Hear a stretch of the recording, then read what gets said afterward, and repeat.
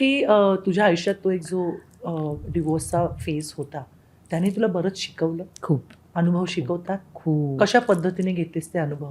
Negativity, in fact even आपण इंडस्ट्रीमध्ये काम करत असताना निगेटिव्ह कॅरेक्टर्स असतात किंवा क्रिटिसिझम येत असतं. सो भावनिकरित्या आपल्याला खूप थकायला होतं.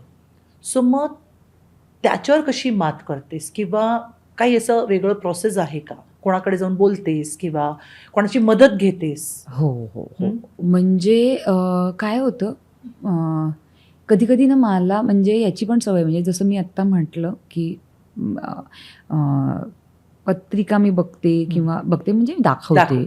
तर ते त्यांच्याकडे गेल्यानंतर मीराताई म्हणून आहेत एक, तर त्यांच्याशी मी खूप बोलते.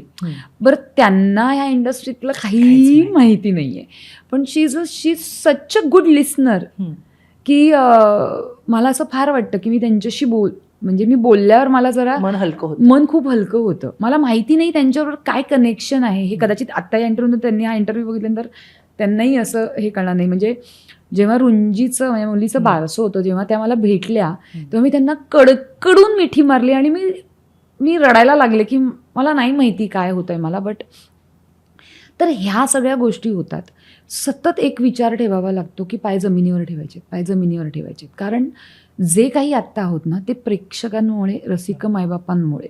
उद्या जर त्यांनी बघणं बंद केलं, उद्या जर मी त्यांना नाही तेवढा वेळ देऊ शकले किंवा काही, तर ते नाही आहे तर मग मला काहीच मी पण नाही आहे. सो सतत विचार करावा लागतो की तू ग्राउंड लेवलला असायला पाहिजे. बोलून वेंट आऊट करण्यासाठी अजून एक सुपर्ब मार्ग माझ्याकडचा जो आहे म्हणजे माझे स्वामी.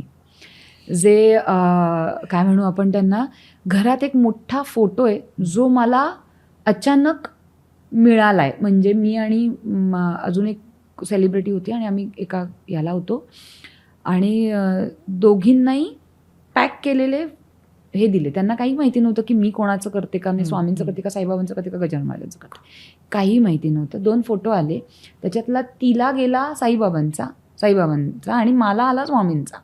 मी म्हटलं अरे, आणि आता गेली कित्येक वर्ष तो फोटो घरात आहे माझ्या हॉलमध्ये आणि मी तो मुद्दाम हॉलमध्ये, म्हणजे बरेच जणांनी मला सांगितलं अगं हॉलमध्ये देवाचे फोटो. मी म्हटलं नाही, माझ्या दारातून जो व्यक्ती येईल ना त्याला पहिला स्वामींचा फोटो दिसला पाहिजे आणि स्वामींची नजर पहिले तिकडे पडली पाहिजे. म्हणजे ते कुठेही असेल तरी पडतेच नजर, पण तरी एक बिलीव म्हणून आपण, कारण माणूस म्हणून मी ट्रीट करते बरोबर त्यांना. जरी ते परमेश्वर असेल तरी ते माझे मित्र आहेत, माझे गुरु, सगळं म्हणजे मी वाटेल ते बोलते. स्वामी भक्ती आधीपासून करत होतीस घरात? कोणी? लहानपणापासून. सो त्यामुळे ते सतत आहे, त्यामुळे मी त्यांच्याशी बोलते. सो भावनिक म्हणजे चिडते पण, रागवते पण, सगळं वाटेल ते बोलले मी, वाटेल ते. स्वामींचे काही अनुभव आलेत तुला? खूप प्रचिती आली? खूप ते पण मी सांगते तुला.